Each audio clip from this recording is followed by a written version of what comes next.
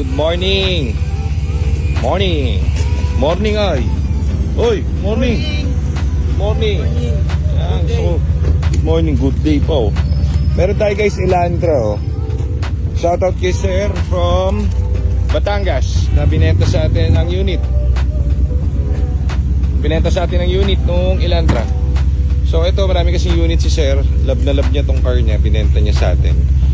Ngayon, ang problem niya, hindi nila masolusyonan yung problem nito. Narinig niyo ba yung tunog? Misfire yan. So, akala nyo madali lang yung problem niya? Hindi. Sabi madali lang. So, misfire yan kasi yung isang spark plug hindi nagpa-fire. Ngayon, pinalitan niya na lahat dyan. Pinalitan niya na lahat ng spark plug. Pinalitan niya na rin kahit kung ano-ano dyan. Ngayon, parang puro bago. Pati itong one.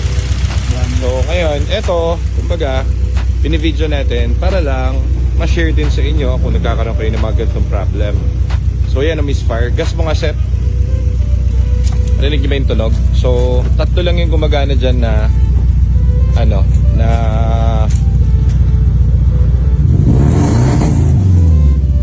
niya.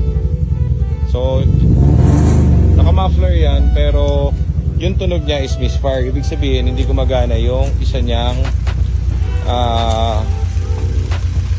tawag doon, spark plug. O yan.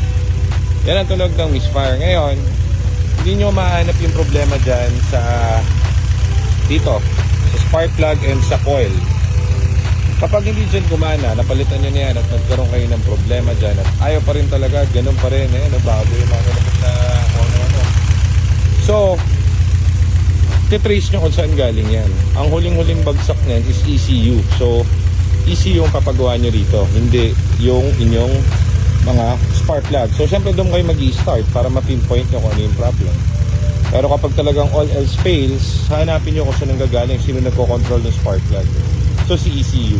Ngayon, si ECU, sa mga Elantra unit, may mga gantong issues. Okay, issues niya yan, namamatay yung firing ng kanyang isang coil doon. So, basic. So, ito, meron tayong Elantra. Abangan nyo to.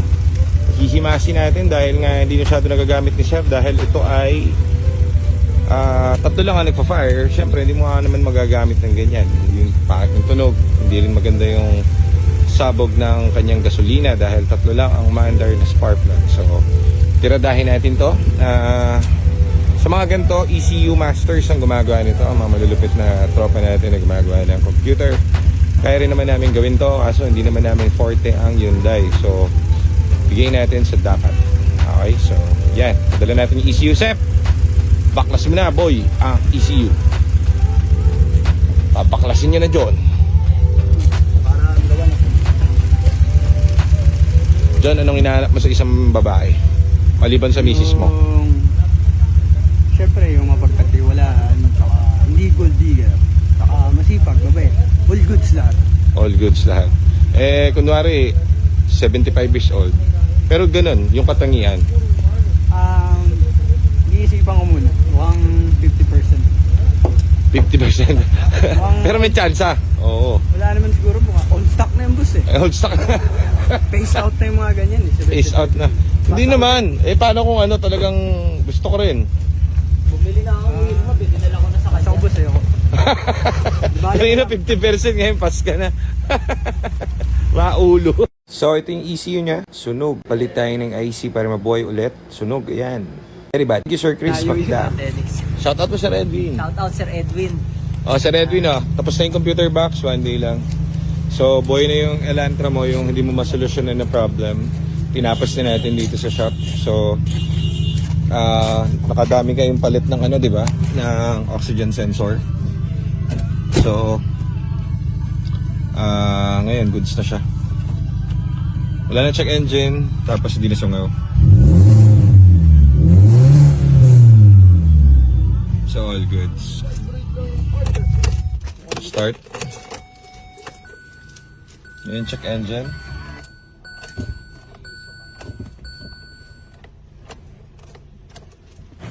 Start. Oh, one click. So, wala na check engine. So, all goods. Ayos. So, Etong Elantra, naging problem nito ito. Nilagyan daw ni Sir ng chemicals kaya ayun, tapes-tapes. Intact naman plastic pa nga. Elantra na 2017 manual. So pinagkatiwala sa atin ni Sir kasi hindi niya magawa-gawa yung problem nito dun sa engine. Naging problem nito is palit sila ng palit ng spark plug kasi misfire. So may issue ang Elantra para lang sa mga Elantra users. Meron yan kapag ganon, pumapalya at sungaw yung unit nyo, magawa nyo ECU guys. Sunog yung ECU nito, pinarepair natin kanina. So it's all goods, running normal, walang problem. Hihimasin na lang natin kasi medyo maraming tama, pero given naman yun dahil alam naman natin itong bago natin kuhanin. So papagandahin na lang natin after, then reduction and PMS yung unit. So all goods, ayos.